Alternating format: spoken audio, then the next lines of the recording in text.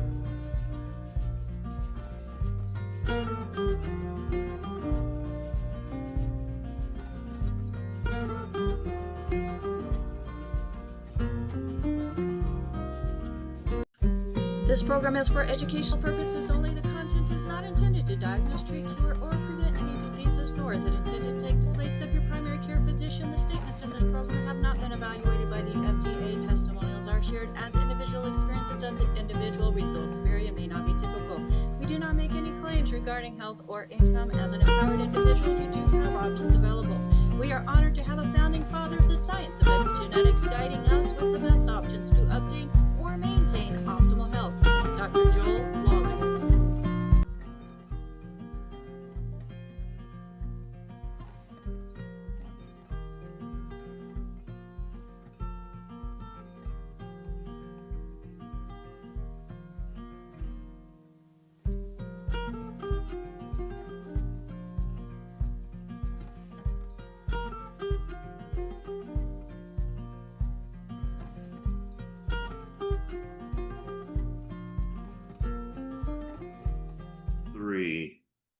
Let me admit people. Well, hello and welcome everyone to another episode of Daily with Doc and Becca. I am not Becca. I am Coach AJ, filling in for our illustrious host, Becca Dukes, who is on a campaign learning more so she can help more and more of us. I hope everyone is in the Zoom room and out on YouTube and Twitter. I will get to you as soon as possible. But just to let you know, this program is for educational purposes only, and the content is not intended to take the place of your primary care physician. The statements in this program have not been evaluated by the FDA, and testimonials shared are just the experiences of the individual who's sharing them. And results may vary, results do vary, and they may not be typical. We don't make claims regarding health or income.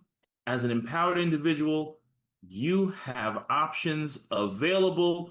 Welcome everyone to Daily with Doc and Becca, and today is special because it is called Pharmacist Fridays, with our main man, good friend, mentor, teacher, avid reader, learner, constantly building on his knowledge base, guy we all love, Pharmacist Ben. Pharmacist Ben, how are you today? AJ, good to see you, and thank you, everybody. And I want to give a special shout out to my new friend, Crystal. I hope she's on the call. She said she's going to be on the call with her ex, who's an RN, which I'm very excited about. You know, I love talking to medical professionals. Sometimes I feel like we're intimidated to present this message to people who understand medicine, and we shouldn't be, because this is a very powerful, coherent, and most importantly, unfalsifiable message. In science, we're always looking to falsify. We're always looking to see where there are mistakes in our theories. or in our hypotheses. So we're always looking for weak links. There ain't no weak links here. And that's why I love talking to medical professionals, because they really get it, number one, and they're the best kind of representatives because they're skeptical and they're cynical, and everybody should be skeptical and cynical. I don't like preaching to the choir. I want questions. I want people who make me think and who want to really look for holes in the message so I can show them that there are none. And so I'm very excited about Crystal and her, hopefully her ex, who's an RN on the call, who's an RN is on the call as well. All right. Well, if you want to be challenged, Ben, you came to the right place. Love it. This is unfalsifiable, and challenges are always welcome. And then also, I loved your title, AJ. Why don't you tell everybody about the title? Because I think it's really instructive about the message in general, and particularly how I speak about longevity and nutritional supplementation. Yes, sir. And if you wouldn't mind turning your volume up just a tad. I don't know how The I can do title, that. well, don't you worry about it then. The title is Pharmacist Ben Disease, Address It the Way You Do Everything Else. And that stems from earlier today, Hattie, who's on the call. Hattie, raise your hand so you can ask your question. I asked Pharmacist Ben a question that Hattie posed to me about amyloidosis. Love that question. And Pharmacist Ben replied to me, you address it the way you address everything else. You address it the way you address everything else. You address it the way you address everything else. And finally, you address it the way you address... Oh, wait, it's not finally. Actually, he said it one more time. You address it the way you address everything else. He's like, AJ, are you not paying attention to me? Like, what's going on, pal? Haven't I said it enough to you? Yeah, because I say The triangle of disease. I say it all the time. So let's just take amyloidosis first of all, okay? Can we get Hattie up? Hattie, unmute yourself, Hattie. I'm unmuted. Hi, Hattie. Hi, I have a protocol too. I want you to tell me if it was good or not. Well, let me tell you about amyloidosis first. Okay. Okay, so amyloid is a fiber. It's kind of like a patch. And this is how the body works. The body sends patches to different parts that are weakened. And so amyloidosis is an accumulation of these patches, these fibrous patches. The fibrous patches interfere with biochemistry. When they interfere with biochemistry, you end up getting sick. The reason I thought this is important is because the most common understanding of amyloidosis occurs in one part of the body. What part of the body is that? Where you hear about amyloid, AJ or anybody else? Hattie, where do you hear about amyloid? The heart. No, that's not where we hear about it the most. It is The brain. heart. The brain. Yes, the Oh, the brain. brain. How, Okay. in terms of what? Plaque buildup, right? Exactly. We hear about it in terms of Alzheimer's disease. And if you ask the conventional wisdom, the medical professionals who are not biochemists, they're clinical chemists, they're not biochemists, they will tell you that Alzheimer's disease is caused by amyloid plaques. And this misunderstanding is so significant that now drug companies are looking to come up with vaccines against amyloid plaques. That's really the strategy. That's the medical strategy for dealing with dementia, Alzheimer's dementia. So amyloid plaques are patches. And the way you can tell that amyloid plaques are not the cause of Alzheimer's disease is because amyloid occurs everywhere in the body. It just doesn't occur in the brain. It's not a brain-specific protein. It occurs wherever there's deteriorating tissue.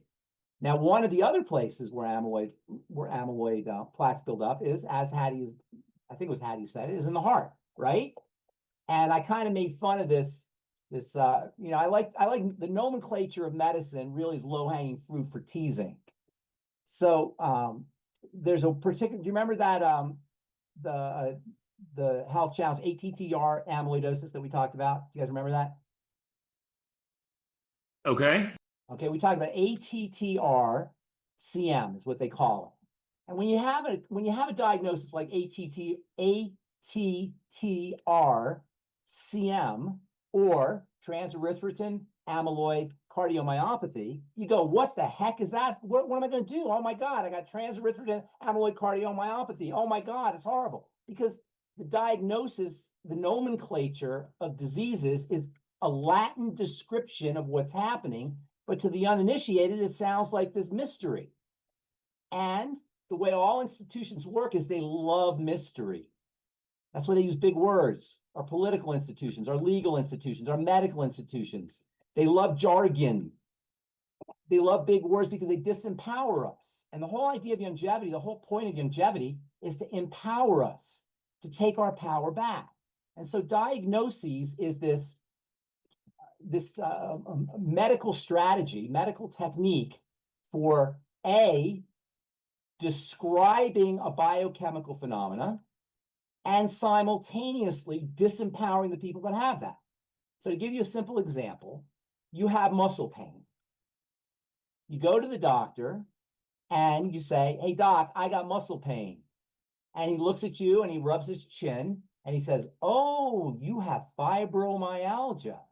And you say, oh, well, really? What does that mean? He says, it means you have muscle pain. Fibromyalgia means muscle pain.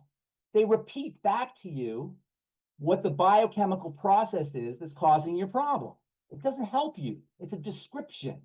Transerythropoietin amyloid cardiomyopathy is accumulation of misfolded proteins that get deposited in the myocardium, in the heart muscle. Myo means muscle, cardio means heart.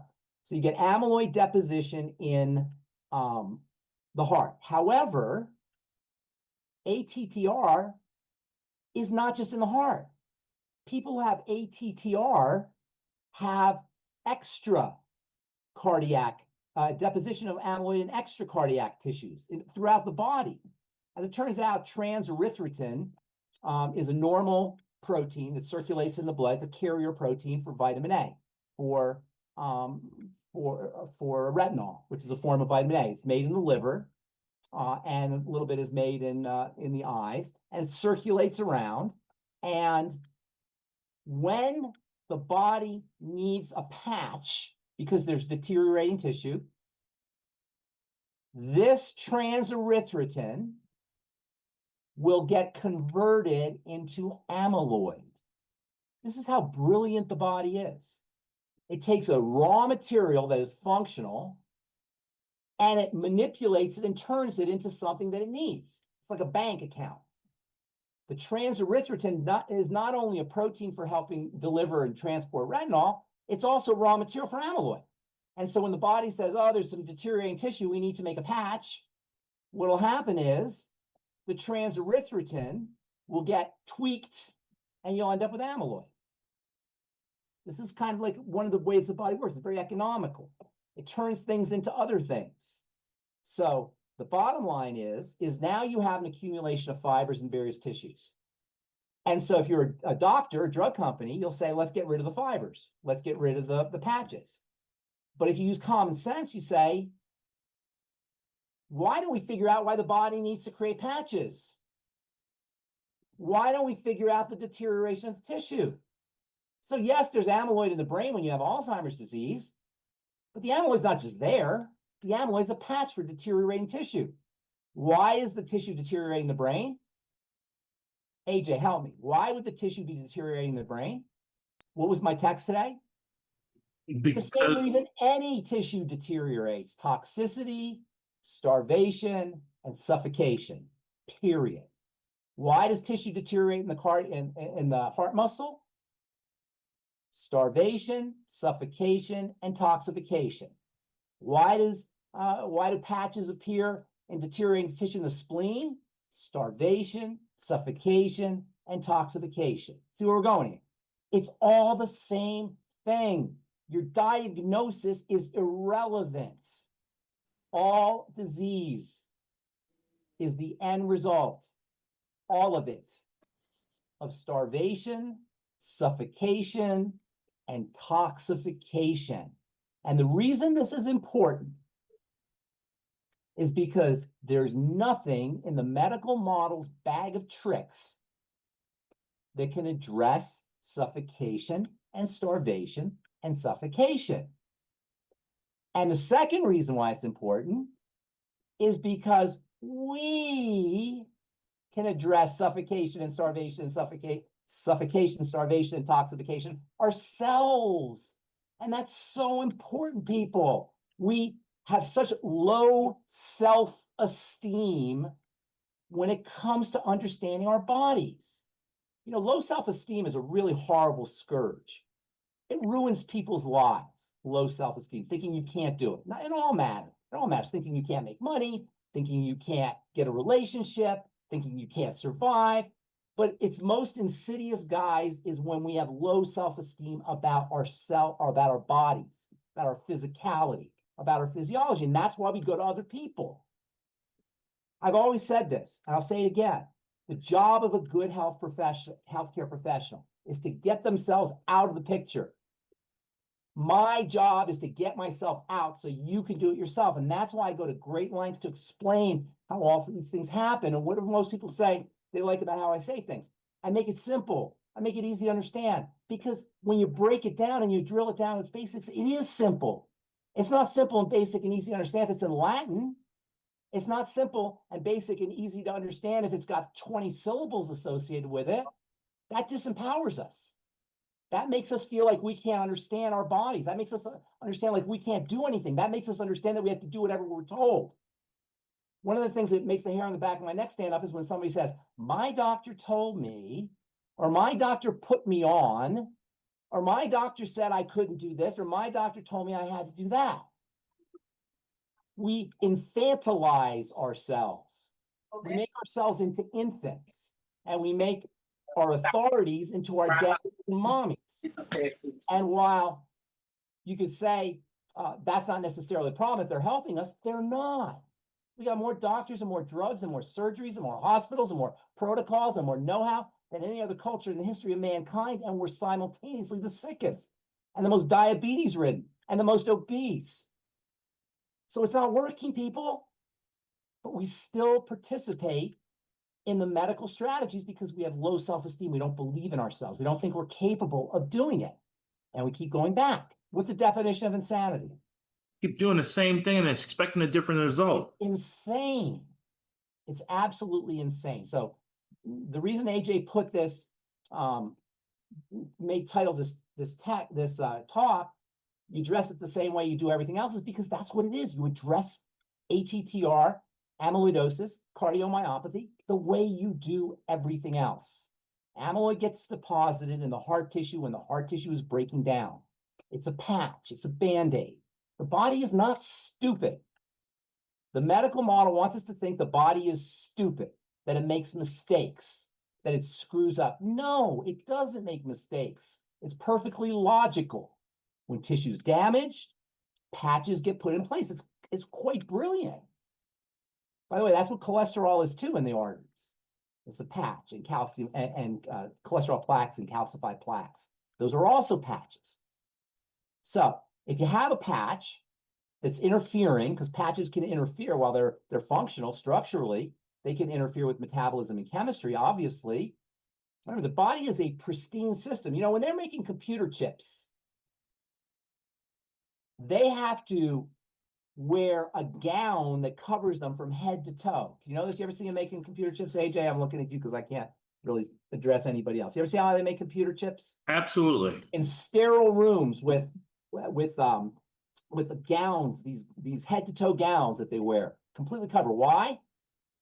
Because if a little piece of dust gets in a computer chip, it destroys the computer chip. So they can't have any dust. They got special filters and sterile techniques.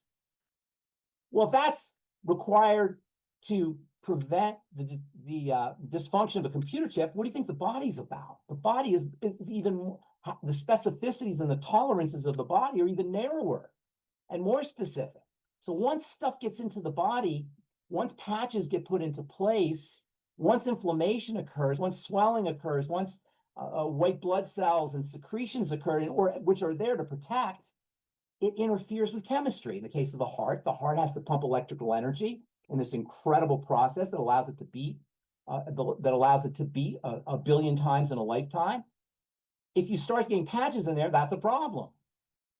So obviously ATTR, amyloidosis, cardiomyopathy is a problem, but the problem isn't the patch. If you have cockroaches in your house because you have garbage, the problem isn't the cockroaches, it's the garbage. And you can spray all the insecticides you want, but if you got the garbage, the cockroaches are coming back. And that's how kind of our medical strategies. We're getting rid of the cockroaches. You want to get rid of the garbage. And then you don't have to worry about the cockroaches. You guys see how, you see where we're going here. So I say you treat ATTR, amyloidosis cardiomyopathy, the way, or transerythrotin amyloidosis cardiomyopathy, the way you do anything else, you work on the gut because that's how toxins get into the body. You oxygenate the system through breathing techniques as well as anti-inflammatory techniques. And then you make sure that you're flooding the body with key nutrients. Hattie, that's for you. I'll tell you specifically how you do it. Okay, go ahead. You say something, AJ. Does that make sense? Everything I said? To me, of course. Okay. To Hattie, of course. Okay. But hopefully Hattie's asking this question because she wants something to back her up when she talks to her client. Yes. Hattie, you Hattie, have a where are follow-up? you? Where are you, Hattie? Hattie? Here, can you hear me? Yeah, I hear you now. So, okay, Okay. so let's work with this patient who has this condition, okay? Yes. First of all, how old is this patient? 68. Okay. At the age of 68, it's impossible for somebody subsisting on the standard American diet and living the standard American lifestyle not to have general deterioration. Babies don't get transerythrotin amyloidosis cardiomyopathy. Children don't get transerythrotin amyloidosis cardiomyopathy. Teenagers don't get it. 20-year-olds don't get it. 30-year-olds don't get it. It's a degenerative condition. What does that mean? The body is gradually breaking down. Breaking down gradually. It's transerythrotin amyloidosis cardiomyopathy is just another version, another disguise of MBFA disease. What is that? My body's falling apart disease. My body is falling apart disease. It's just another version of MBFA. MBFA shows up in all kinds of ways. You see Hattie, what I'm trying to do, and everybody who's listening, what I'm trying to do is I'm trying to take medicine out of this realm of mystery, of Latin diagnosis, of which there's tens of thousands, and bring it down into something that we can all manage and understand. So first of all, she's 68. So chances are almost 100%, 99.99, that she's dealing with an intestinal problem. Did you ask her about this, Hattie? And by the way, everybody who's doing longevity, helping people with supplements doing longevity, should always ask about the intestine because that's the source of the toxicity. And I know we have some new listeners on here, so I'm just going to, I'm sorry to repeat myself. I always repeat myself because it's always the same thing, but I'm going to repeat myself again. What happens, the way we break down, the way MBFA disease is initiated and progresses is, for most people, toxicity enters into the blood. All chronic degenerative disease is related to the blood, which of course makes sense because the blood is what's delivering the oxygen and the nutrients and detoxifying and electrifying. So all disease has to be backtracked to the blood. All disease is cell disease, and all cell disease is related to dirty blood. This gal who has a transerythrotin amyloidosis cardiomyopathy has a heart cell problem. And the heart cells are deteriorating and becoming dysfunctional because they're not getting oxygenated by the blood and detoxified by the blood and nourished by the blood. Why does that happen? It happens once toxicity enters into the circulation. There's two ways toxicity enters into the circulation. This is the source of all disease, all of it. Toxicity in the circulation. Does that make sense, AJ? Everybody listening? Toxicity Of course it makes in the sense. circulation. That's it. That's it. Or not just toxicity, malnourishment and hypoxia, low oxygen. Okay, so once the blood gets disturbed, you're off to the disease races. Why is that? Well, first of all, how does the blood get disturbed? At the level of the intestine, you have on one side what they call the lumen, which is the center of the intestine, the place where all the stuff is. I'll tell you what that stuff is here in a second because that's important. All the stuff that's in the intestine, and on the other side, you have the blood. And the way the system is designed is you eat food, the food gets digested, it gets broken down into its little tiniest components, and then in the intestine, those little components go into the bloodstream one by one. They actually go in. Some of them diffuse in, but a lot of them go in one by one. And it has to happen in a very controlled way. However, over the course of time, the intestine becomes inflamed. Why does the intestine become inflamed? Poor food choices. And that includes especially fried fats that Dr. Wallach's always talking about. Fried fats inflame the intestine, but there's more. There's lectins, which are defensive molecules that are in plants, wheat and grains and of all kinds, and beans and eggplant and all kinds of vegetables, and grains and seeds have these inflammatory defensive molecules that additionally inflames the intestine. So fried fats inflame the intestine. They call them lectins, defense molecules in vegetables and beans and such inflame the intestines. Then once the intestine is inflamed, it literally becomes, oh, by the way, female hormone, estrogen, that's not metabolized correctly, not processed correctly, that's also inflammatory for the intestine. There's all kinds of things, all kinds of excitotoxins and chemicals in food, etc. For a lot of reasons, the intestine becomes inflamed. Once the intestine becomes inflamed, two things happen. Number one, leaks begin to develop. Literally, leaks, porosity. It's called, technically they call it intestinal permeability. Intestinal permeability syndrome. Syndrome is when you have a lot of things that happen as a result of one thing. Intestinal permeability syndrome, colloquially, leaky gut syndrome. Once that intestine becomes leaky or permeable, stuff gets into the blood, not in a controlled way, not in a way one by one, the B vitamins, electrolytes, EFAs, whatever, phytonutrients, the peptides, they don't get in one by one. Things flood in. And it's kind of like if you go into when you're going into a country, we'll say, or a bar, people sneak in around immigration, or they sneak in around the bouncer, and they get into the blood, they get into the party. And what is it that gets into the party? What is it that gets into the blood? First of all, food particles. Second of all, bacterial particles. Remember, the small intestine has bacteria in it. Oh yeah, I forgot another reason why the intestine becomes inflamed is because of excess bacteria in the small intestine. The bacteria are only supposed to be in the large intestine for the most part. You get an accumulation of bacteria in the small intestine, again, following the wrong kinds of foods, antibiotics in the water, all kinds of stuff conspire to change the bacterial population or to increase the bacteria in the small intestine. That's called SIBO, small intestinal bacterial overgrowth, and that's another reason why the intestine becomes permeable. So food particles, gluten, for example, peptides get into the blood. Also, bacterial particles get into the blood. Also, secretions from the immune system and from bacteria get into the blood. Things like histamine and aldehydes get into the blood. And worst of all, the intestine is a cesspool. It's a sewage pool. If you ever, I don't want to be graphic here, but I will be because, I have to be. But basically, when you have a bowel movement, that's that stuff. The bowel movement has all the water taken out of it, but it's basically that same kind of material. That's all going into the blood. Can you imagine this blood? And again, the blood looks like a red fluid, but it's not a red fluid. The blood is a complex system with vitamins and hormones and minerals and gases and carbon dioxide and oxygen and glucose and clotting factors, and everything is kept just pristine and tightly balanced with the right temperature and the right fluidity and the right oxygen level and the right pH, and all the parameters and tolerances are kept so tight in the blood. And now you put intestinal garbage, you put bacteria, you put food particles, you put immune particles, you put histamines, you put all kinds of chemicals in the blood. You got a problem. Can you see there's a problem here? And then, because the body's brilliant, what the body will do is it will thicken the blood. Now, I call it dirty blood because I think it sounds graphic and it gives us a picture of it, but it's really hypercoagulable blood.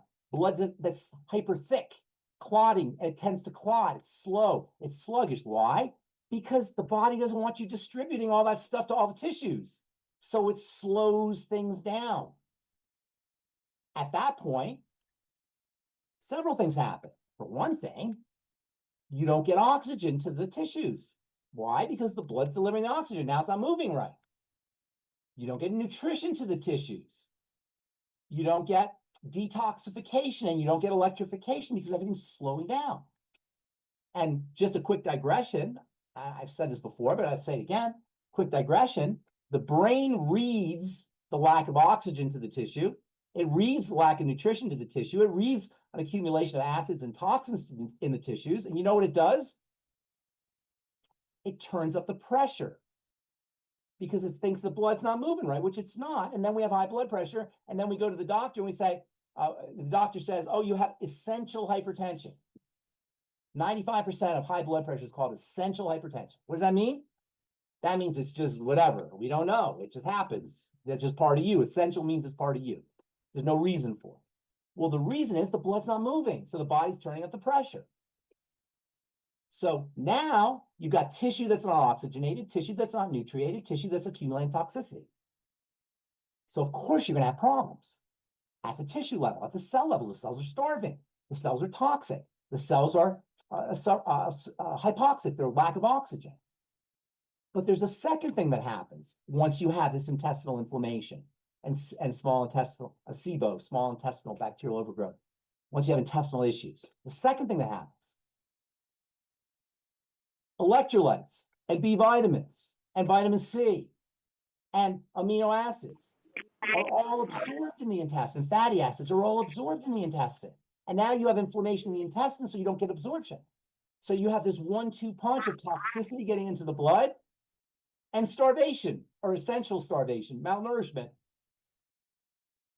So between this 1-2 punch of toxicity in the blood,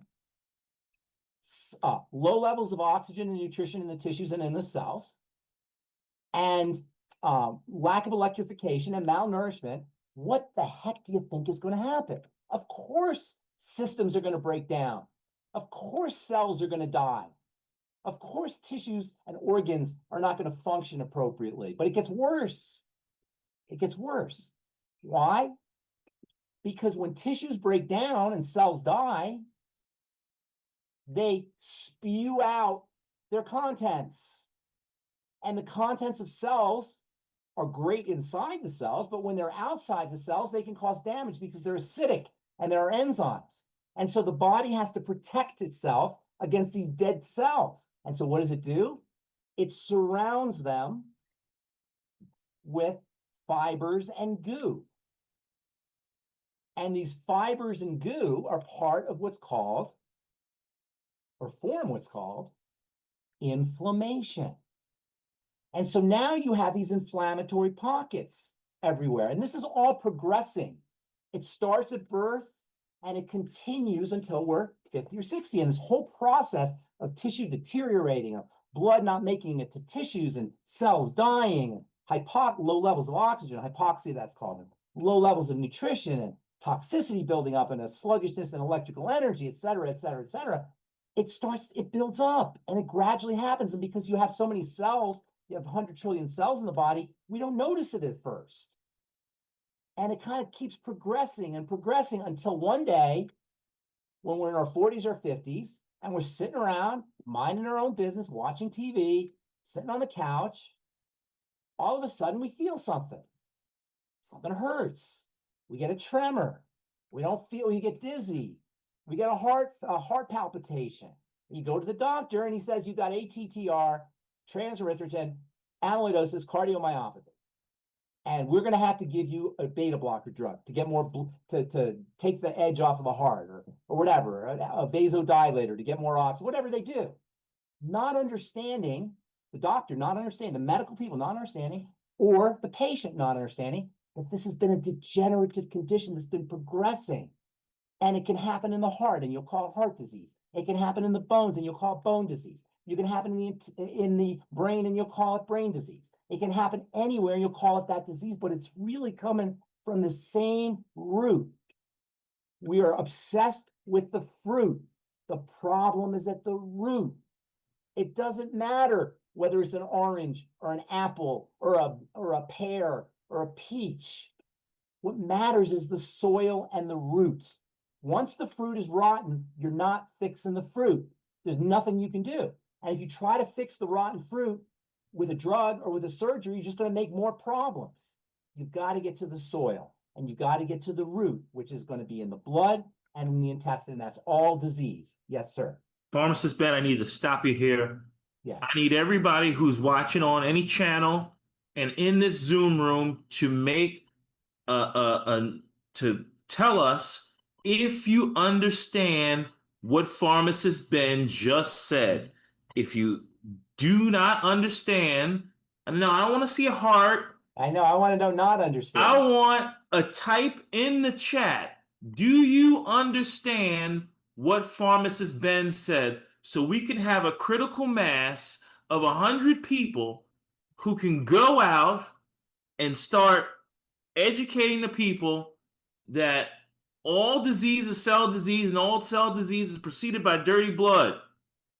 And if you have further questions about that, you know what to do. Trace it back to the root. Yes. This is trace what it back. Pharmacist Ben is talking about here. Yes, yes. So let's talk about some strategies. I want that's called the etiology, the progression, how it all develops. I want that to make sense. I'm assuming that makes sense because it's really not that complicated. We talk about it literally every time we're on.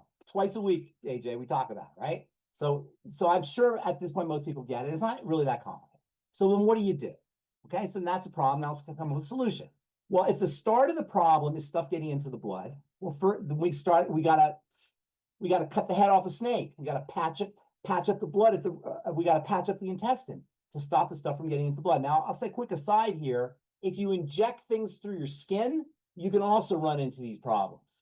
And you've all seen pictures of meth addicts and crack addicts and how they look, and people who inject things into their blood will get Parkinson's disease and autoimmune diseases and various health challenges because they're sticking things into the blood through the skin. But most people aren't doing that. Although the last few years, our genius medical professionals told people to do that. That's okay. We won't talk about that. So, and of course, they end up with blood diseases. All those people, a lot of those people. But we won't go. Okay, so for most people, it's coming in through the intestine. So you patch up the intestine. So what's the major strategy? First of all, you look for foods that cause problems. That's the first thing. You got to find the problem foods, and the best way to do that is to fast for a day or two. If you can't fast, at least lower your calories, restrict your calories. And by the way, fasting is one of the most salubrious, health benefiting strategies, lifestyle strategies anybody could ever do for a lot of reasons. We could talk about that some other time. But anyway, you fast. A lot of times people don't want to fast. So if you don't want to fast, just eat very sparingly. The reason you want to do this is because when you have a problem with food, it tends to go under the radar. You don't notice it, especially if it's been going on for a lot of people. It's going on since they were babies, or even since they were born for some people. So you don't notice these things. But if you fast for a day and then you eat a problem food, you're going to notice it. It become more the symptoms will become more dramatic and profound. You'll see them more. So fasting is really a good idea. And you write everything down in a food diary. And you look for problem foods and you eliminate those foods. That will stop the stream of toxicity from getting into the blood.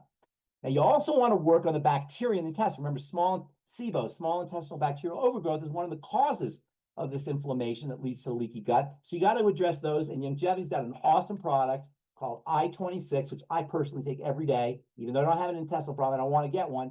And I-26 is specific for killing the excess bacteria for the SIBO patient. So everybody who's dealing with a long-term chronic degenerative disease, particularly if there's bloating or discomfort, will benefit from I-26. Then you start to repopulate the bacteria. And that's where your nightly essence comes in. Go ahead. I'm sorry, AJ. How long before you inject a probiotic should you be taking I-26? How long before you take a probiotic? You want to wait a few hours because the I-26 will kill the probiotic. Okay, hang on a second. So if I don't need a few days, I don't need it. No, you don't need a few days. You don't need a few days. Like hours, 4 or 5 hours, something like that. So if I got big SIBO, I can start taking a probiotic the same day I'm taking my I-26. You want to be careful if you're dealing with SIBO, and SIBO, you can tell you're dealing with SIBO if you eat certain foods. And I don't want to get too much into digression, but there's a class of sugars called FODMAPs, which you may have heard of. Fermentable means bacteria can work on them. That's what fermentable means. Oligosaccharides, disaccharides, monosaccharides, and polyols. That's just a fancy way of saying fermentable sugars, fibery, starchy, mushy stuff. And a lot of foods that we think are good are high FODMAPs foods. So you got to be careful. If you eat a food, avocados, pears, peaches, eggplant, and you eat a food and you feel bloated or discomfort, chances are you're dealing with SIBO. If you are dealing with SIBO and you start to take probiotics, sometimes you can run into more symptoms because now you're putting more bacteria into the intestine, which already has a lot of bacteria. So you got to be a little bit careful there. And that's why sometimes people take probiotics and not feel so good. One of the reasons anyway. So it's a good idea to do your I-26 for a little bit before you start introducing bacteria. That's another strategy you can use. Then you can use nutrients that quiet the inflammation and patch up the leaky gut. Your ultimate EFAs are nature's anti-inflammatories. They're nature's aspirin. They quiet inflammation. Now, you'll hear some people say that omega-6s are pro-inflammatory, omega-3s are anti-inflammatory. It's not that simple. You can't have anti-inflammation without inflammation. They both go together. Inflammation triggers anti-inflammation, so you need both omega-6s and omega-3s. Also, Youngevity has a great supplement called the Daily Digest, which comes in little packets and has a bunch of different digestive supplements in packets that you take every day. There's also the Ultimate Enzymes, which are important for helping you break down food so large food particles don't enter into the intestine. It helps you absorb your nutrients. It also has anti-inflammatory properties. Well, I'm going to say a couple more things real quick. Then there are strategies for building the intestinal lining. Your FucoidZ, your polysaccharides, support the mucosa. Your collagen peptides support the bulk of the intestinal lining, as does your TMR shake. Right, FucoidZ is amazing for a lot of reasons, as you know.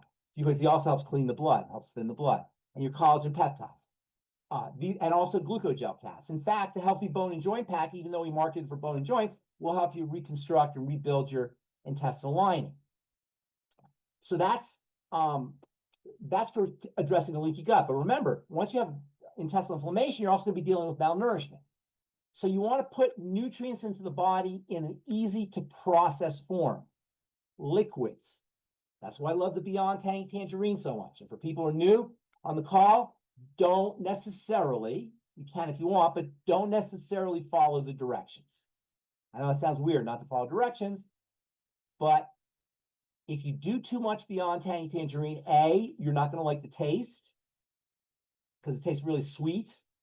And although some people do like taste, you might not like the taste, let's say. And B, if your body's not used to this kind of intensity of nutrients, density of nutrients, you may end up pulling water. You may end up not absorbing your nutrients and then pulling water with those nutrients. They're water soluble. They react with water, and you'll end up with bloating or gas or diarrhea, and it's just uncomfortable. And it's not a good thing. So start off with small doses. Find a place where you like the taste. Personally, I like half a teaspoonful in a glass of water or in a 16-ounce bottle of water. That's my sweet spot. Everybody's got their own place where you like the taste. Find where you like the taste. But the key is the liquid nature. The liquid nature bypasses the digestive problems that everybody has. So you work on the intestine by eliminating the problem foods, using nutritional support for strengthening the intestine and killing the bacteria, and then making sure you're putting nutrients into the system because you're dealing with malnourishment. Now, one of our secret weapons at Youngevity is the fact that the way the body is set up, the more deficient we are in nutrients, the faster we absorb them. So a dry sponge sucks up more water than a wet sponge. And most people's nutritional status is dry sponge-like. So you put nutrients into the system, it sucks up real fast, and people notice results quickly with liquid nutrition and with nutritional density. So that's the intestinal component. Then there's things you want to do directly for the blood. One of the fastest ways to fluidize the blood is with oxygen.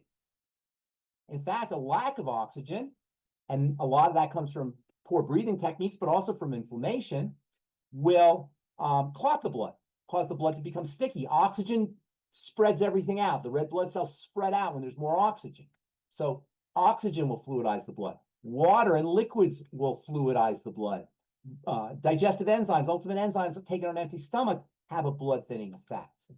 Glucogel caps will have a blood thinning effect. The nightly essence contains an enzyme called nattokinase, which also has a blood fluidizing or blood thinning effect. And that's the next step that you want to do. And then the third element is the detoxification element. Now, we talked about food as a toxin, and foods do contain lots of toxins, especially our standard American diet foods. But one of the most egregious blood toxins is something that we don't consider to be a toxin and we all love. We love our poison. What is that? What is that toxin that we're all over ingesting? Sugar? Yes, sugar. Sugar is, after you need a certain amount of sugar for sure. But after a certain amount, sugar functions as a blood toxin, and it will cause something called glycation of the blood and of the blood vessels for that matter. And by the way, once the pressure, we talked about how the pressure becomes high because the blood's sticky. Once the pressure in the blood becomes high, and once the blood becomes glycated and the vessels become glycated, you get breakdown of the vessel.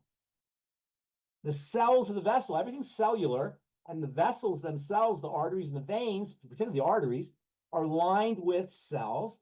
When the pressure is high and when the blood sugar is high, the inside cellular material, they're called endothelial cells, will break down and release gases that will further inflame the blood.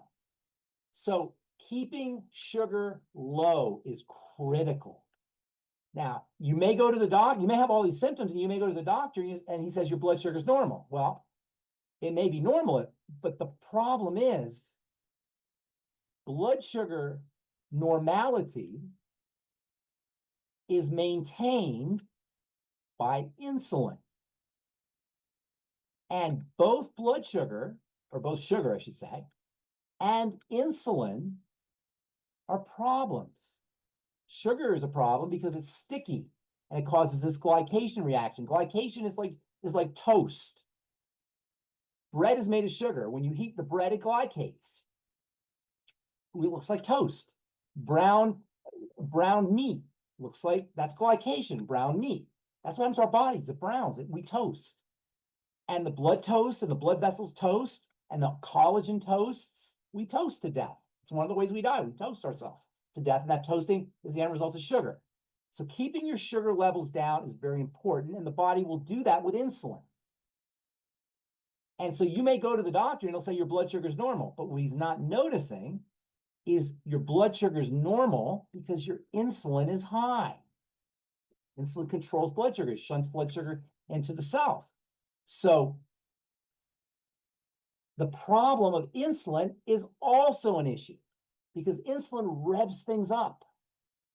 Insulin speeds things up, makes cells divide really fast, makes the cells burn through nutrients really fast. And so insulin itself is a health issue. But the doctor will say your blood sugar is normal and you think everything's fine, but what he doesn't realize is it's only fine because your insulin is so high. And not only is insulin itself a problem, but over time, your body will stop listening to insulin. That's called insulin resistance syndrome. And Rebecca and Doc wrote a whole book on it. It's called metabolic syndrome, really, or insulin is synonymous with insulin resistance syndrome, and that affects everything in the body. So for all of these reasons, it's critical to keep your blood sugar down. Now, there's a lot of ways to do it, obviously. The most important way is to eat the sugar. But that's a little bit difficult. So at least wean yourself off or eat less. And remember, bread is sugar, potatoes are sugar, burritos are sugar, beans are sugar, anything that's starchy and mushy is going to be sugar. And so keeping your intake of sugar and sugary foods and foods that break down into sugar low is very important. But there's other things you could do. Drinking liquids dilutes your blood sugar. Dilutes your blood, and so it lowers the concentration of sugar by dilution.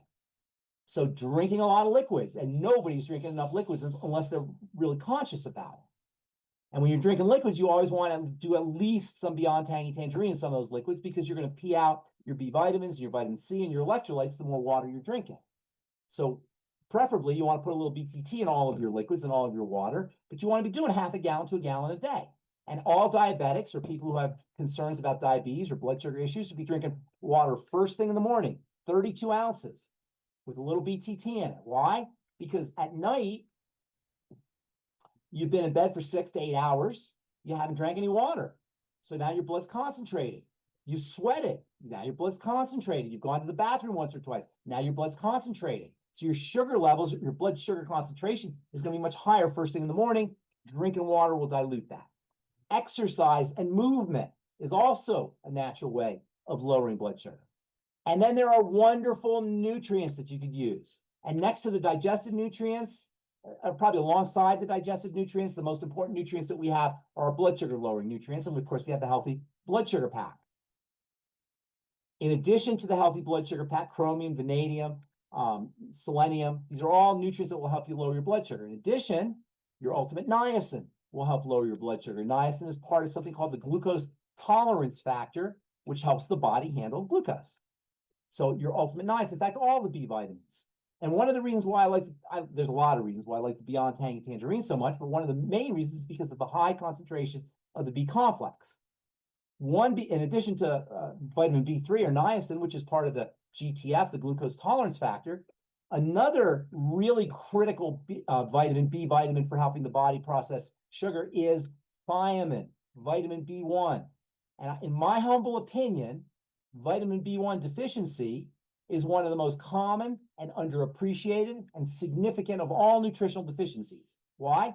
Well, for a lot of reasons. First of all, the more sugar you eat, the more alcohol you drink, the more you're burning through thiamine. And as anybody who's been in the hospital or works in a hospital knows, that's one of the first things they put in your IV bag when you go in to the hospital is they put B vitamins, especially thiamine. Thiamine deficiency is associated with mental health problems. Thiamine deficiency is associated with psychoses, alcoholic psychoses in particular. They call it Werner-Korsakoff syndrome. If you have this condition, and you've all seen people who are like talking to invisible friends and leprechauns and pink elephants and such, that's a classic sign of Werner-Korsakoff or alcoholic psychosis. When they go to the drunk tank, they put thiamine right in the blood and it cures it right away because thiamine is that important for mental health, for brain health. But you got to wonder, how many of our kids are going off to school after a breakfast of Pop-Tarts and toast and orange juice and, maybe an egg if they're lucky, cereal, etc., burning through their thiamine? They're not supplementing, they're burning through their thiamine. They go to school and they have attention deficit disorder or they have emotional problems. These are all classic signs of thiamine deficiency. Another classic sign of thiamine deficiency is a health problem that is it's ubiquitous among elderly people. Seems to be anyway. I hear about it all the time. Not a day goes, not a coast to coast talk that I do or a presentation that I do goes by. That's at least one person asking about this condition. It's called peripheral neuropathy. Mm. How many times, do you hear about peripheral neuropathy? Every week. Every day. Every day. It's an epidemic. What is peripheral neuropathy? Peripheral means the periphery, the extensions, the fingers, toes, hands, feet, that kind of thing. Neuropathy, neuro means nerves, pathy means sick, pathology. Sick nerves in the periphery. That's the description. But what does it feel like? It feels like fire. It feels like burning from the inside out. You can't do anything about it. You can put your foot in hot, cold water. It's not going to help because it's burning from the inside out. You can't imagine the misery of peripheral neuropathy if you don't have it. Peripheral neuropathy is a classic sign of elevated blood sugar. It's one of the classic markers. So if you're dealing with peripheral neuropathy, vitamin B1 was actually discovered at the turn of the 20th century, the late 19th century, when they noticed that people who were deficient in thiamine got peripheral neuropathy. It's like that's the classic sign of thiamine deficiency and the classic sign of dysglycemia or elevated blood sugar. And by the way, I don't say diabetes, I say dysglycemia. And we always have to do these kinds of what do they call them? These disclaimers at the beginning of the call. This call is not designed to blah, blah, blah, take your place, your doctor, this and that and the other. You can't say diabetes. I can't tell you, I can, but because I'm a pharmacist, but you can't say If you're a distributor, you can't say this will help you with your diabetes. Why? Because diabetes is a brand name. The medical model owns that. It's copyrighted, essentially. So you're not allowed to say that, but you can say dysglycemia, because the problem isn't diabetes anyway, it's dysglycemia, disturbances in blood sugar. So thiamine, vitamin B1 is critical for dysglycemia. Selenium, ultimate niacin, magnesium, the healthy blood sugar path. And by the way, because disturbances in blood sugar, dysglycemia are behind all health challenges, you're going to go a long way towards helping everything and preventing everything, even if you don't have it, by using the healthy blood sugar pack and all these blood sugar strategies, blood sugar stabilizing strategies, not to mention all the things we talked about with the intestine. Yeah, I'm sorry, DOJ. Mrs. Ben, see, what's going to happen here is you're going to try and sneak on out of your chair 3 because minutes. you got another appointment to Yes, take I got care 3 of. minutes. I got a phone call too, another call too. But I I mean, wanted- and I we've wanted got 10 everybody to see- questions. We got 10 questions. I wanted to see, I'll take a couple questions here in a second, but I want everybody to see how simple this is. Now, simple doesn't mean easy. Because people don't want to quit especially if you're in your 60s or 70s, you don't necessarily want to change your whole life. That's different. You don't want to do it, you don't want to do it. That's your business. And I always think of that Bugs Bunny cartoon where the little old lady, where Bugs Bunny's helping the little old lady across the street and she's hitting him with her umbrella because she doesn't want to be helped across the street. Right? Yeah, you know what I'm talking about? He's like, Yeah, of course I do. right? She doesn't want to be helped. So you only help people who want to be helped. But if you Of want course. to be helped, these are all very simple, basic strategies, non-doctor, non-drug, non-medical. And Pharmacist Ben, I want the questions that Phyllis has and that I have, for the most part, you've answered already. Okay. And if you didn't answer it today, you answered it, a billion times before. It's the same answer. Yes. And but it's like people like it when it's centered on them because they All right. feel as though it's I'm a good with that. difference. I'm good with that. Let's pick one out. Pick one out. We'll walk through it. Patty, did I help you? Oh, you're out. She can't unmute herself. Ask her to unmute, team. Go ahead. Go ahead. By the way, just real quick, 2-second answer. Marilyn put in the chat that the I-26 will kill the probiotic. That's not accurate. It's not going to kill the probiotic. No, it's not going to kill the probiotic. What you meant to say is kill bacteria, bad bacteria. Yes, it will kill the bad bacteria, not the good bacteria. Okay, so Marilyn, I need you to make concise everything that Ben says so that Phyllis can take the notes that you made today and put it in the different platforms. Give me I a got question real quick because I do have to go, AJ. I'll fix it. Thank you. And by the way, we do Pharmacist Ben Bright Bites on Monday nights, and me and AJ, and AJ, you there? And we'll just do questions this Monday. Sure, we will. We'll Okay, just start with questions from beginning to end. okay, Just sure we will. And then Linda's saying, and in her question, I see the answer. Yeah. I've been taking these for years, been healthy. November 2024, had colon polyps, benign.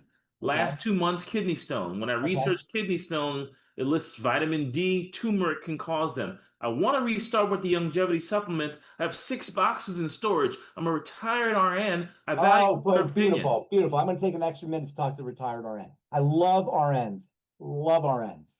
I've worked in plenty of hospitals. RNs are the most amazing, saintly, beautiful human beings. They're angels on earth. When you die and go to heaven, you go to the front of the line if you're an RN.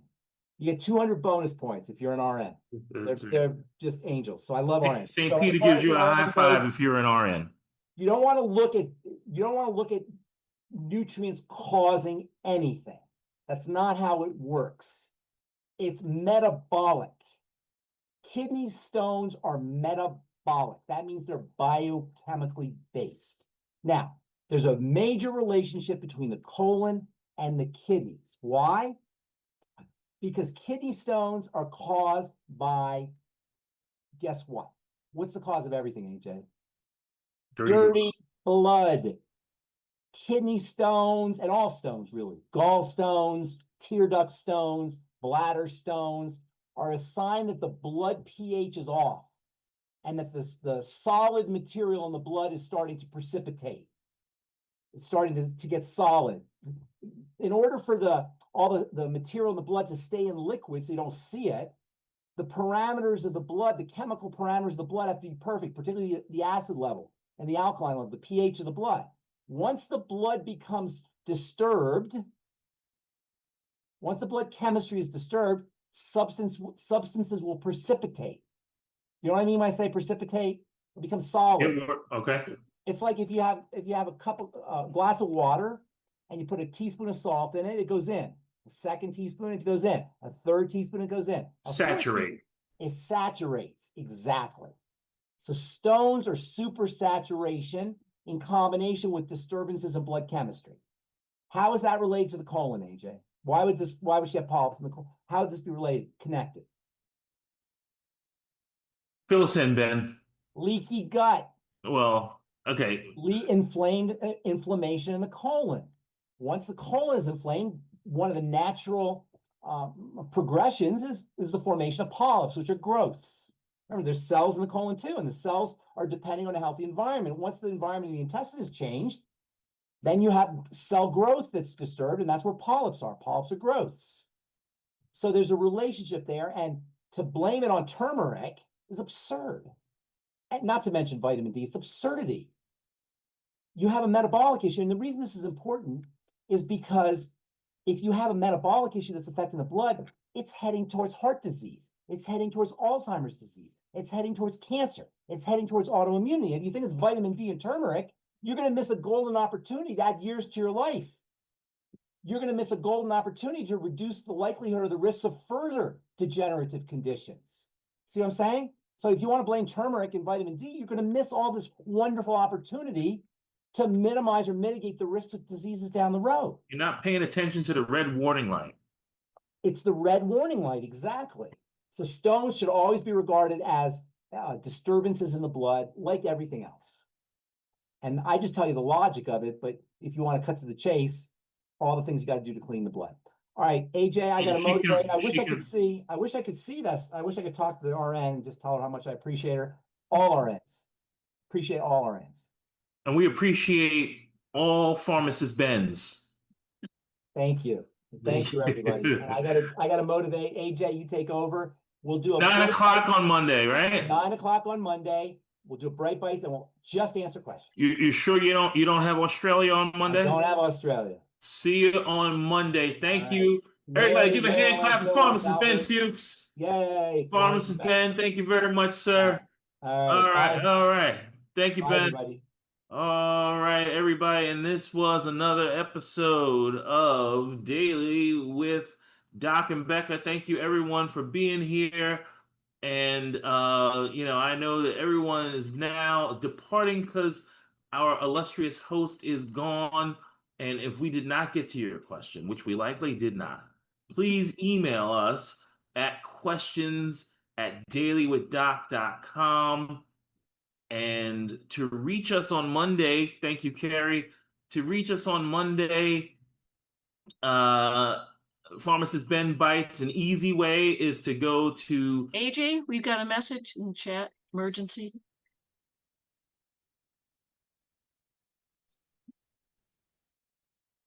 all Security right. issue. We love those people. Can somebody kick them out?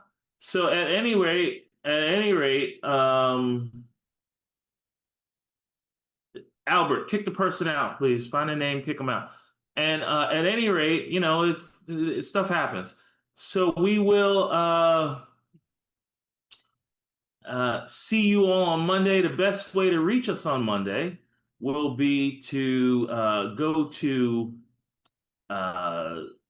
zoom.dailywithdoc. Would be to go to youtube.dailywithdoc.com. That is the way you will be able to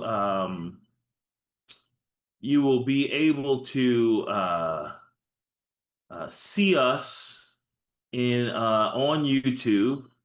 And I think I got rid of most of it. Albert got the rest. All right.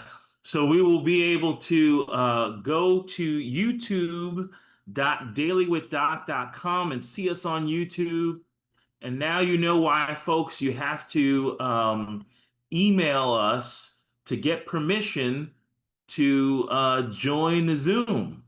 because we get people that come in and just want to be disturbances and really have nothing to add to our community here of longevity folks and folks who are interested in helping others help themselves. So on Monday night, 9 p.m., youtube.dailywithdoc.com is a good way to get there. If it's on Rumble, you can go to rumble.dailywithdoc.com and catch us on Rumble. And those are two ways you can watch us on x.dailywithdoc.com. You can catch us on X, and these will be pleased to have you on with us on Monday. And thank you to Becca Dukes, who's not here with us today, for creating this platform, and Ruth Ellen Sanchez for making sure that even though you don't see her on the screen, she's going to email me or call me and say, AJ, you did this wrong. Fix it. Or AJ, it's fantastic. And she's always very gracious and thankful for all the stuff that the team does. And we are all gracious and thankful for, or at least thankful for, all of you who tune in and spend your time. Today we have Phyllis Anderson, who's taken her time to join us and was wanted to bring in some questions, but our guy Ben is not short-winded. And then we have Mary, who is also joining us and took her time out to let people in and help us out there. And we have Fingers, who's paying attention to the chat and putting things in the chat that's useful for us, summarizing what Ben has said so that we're able to share these notes with our friends and family. And we have Albert, who is neglecting his family that came to visit just to be with us, to help us secure our chat. And we appreciate our team for being here, and we appreciate our team who's not here. We appreciate all Longevity Nation. Thank you all for showing up today, and we will see you on the flip side next week, Wednesday, Thursday, and Friday on Daily with Doc. And on Monday night, 9 p.m. Eastern, we will have another episode of Ben's Bites. Thank you for joining us. Have a good one. Have a great weekend.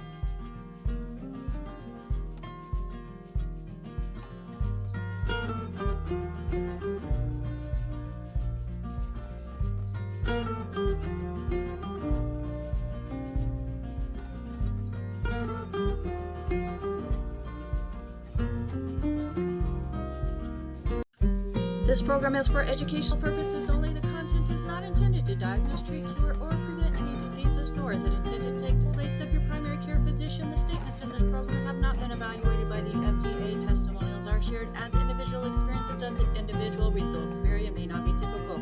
We do not make any claims regarding health or income. As an empowered individual, you do have options available. We are honored to have a founding father of the science of epigenetics guiding us with the best options to obtain or maintain optimal health, Dr. Joel Wallach.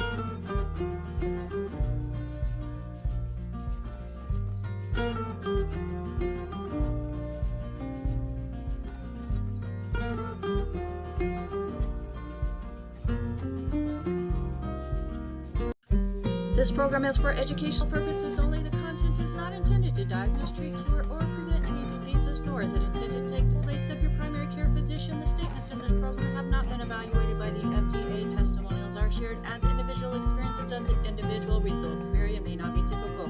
We do not make any claims regarding health or income. As an empowered individual, you do have options available. We are honored to have a founding father of the science of epigenetics guiding us.